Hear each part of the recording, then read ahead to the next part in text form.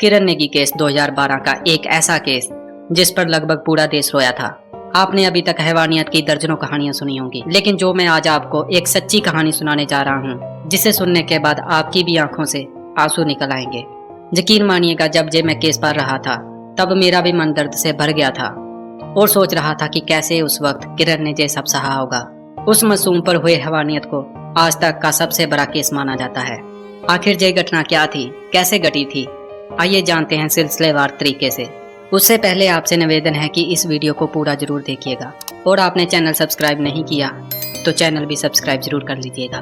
किरण नेगी दिल्ली में रहती थी, जिसके पिता कुंवर नेगी थे, जो कि एक सिक्योरिटी गार्ड की नौकरी करते थे। इनका परिवार बहुत ही गरीब था।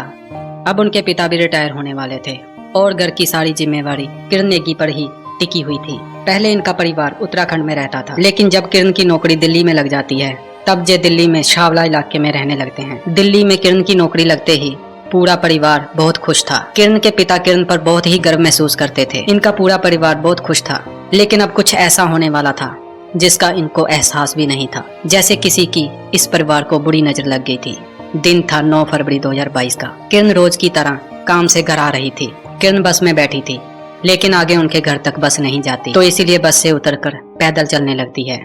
तभी उसके पास एक लाल कलर की इंडिका कार आती है, जिसमें राहुल, रवि, विनोद बैठे हुए थे। वो तीनों किरण को पकड़कर जबरदस्ती कार में बिठा लेते हैं। पहले तो वो हरियाणा जाकर शराब खरीदते हैं और शराब पीकर किरण नेगी के साथ बलात्कार करते हैं। किरण उनके सामने रहम की भीख मांग रही थी, लेकिन फिर भी उन दरिंदों ने उनकी एक ना सुनी और उसके साथ बड़े ही भयानक तरीके से बलात्कार करते रहे। दोस्तों, उन तीनों ने किरण को इस तरह नोचा था कि जो भी देखता था उसकी रूह तक कांप जाती थी। फिर उनसे किरण पानी मांगती है। उन तीनों ने मटके से किरण को पानी पिलाया और वही मटका किरण के सिर पर पटक दिया। इसके बाद उन्होंने तेजाब लाकर किरण की आंख में डाल दिया।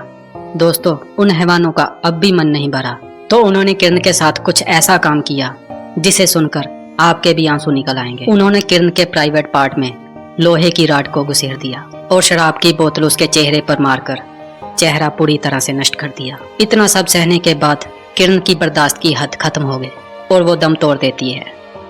इसके बाद वो तीनों किरण की लाश को सरसों के एक खेत में फेंक देते हैं और फिर वहां से फरार हो जाते हैं। दूसरी तरफ किरण के घर वाले किरण का इंतजार कर रहे थे। जब देर रात तक किरण घर नहीं पहुंची तो उसकी गुमशुदगी की नजदीकी थाने में रिपोर्ट लिखवाते हैं। पुलिस जब पूछताछ करती है तो पता चलता है कि कुछ लोगों ने किरण को अगवा किया था। अगले दिन पुलिस ने सर्च अभियान शुरू किया तो किरण की लाश खेतों में मिलती है। मासूम के परिवार के ये सब देखकर सारे सपने ही टूट जाते हैं। इसके बाद पुलिस ने तीनों आरोपियों को पकड़ लिया। किरण के पिता ने अदालत से मांग की कि कातलों को फांसी दी जाए। हालांकि कुछ लोगों ने उम्र कैद की बात कही। केस के 2 साल बाद द्वारका कोर्ट ने तीनों को फांसी की सजा सुनाई, लेकिन फिर सुप्रीम कोर्ट ने 8 साल सजा काटने के बाद तीनों आरोपियों को रिहा कर देती है। दोस्तों, जब किरण के कातलों को फांसी नहीं मिली और उन्हें बरी कर दिया गया, तब किरण के पिता को बहुत ठेस लगती है। वो बेचारा बहुत भड़का, मुख्यमंत्री तक भी गया, लेकिन किरण को न्याय नहीं मिला और आखिर में इस कानून व्यवस्था पर सवाल भी उठाए। दोस्तों, आपकी इस घटना के बारे में क्या राय है, कमेंट बॉक्स में जरूर बताइएगा।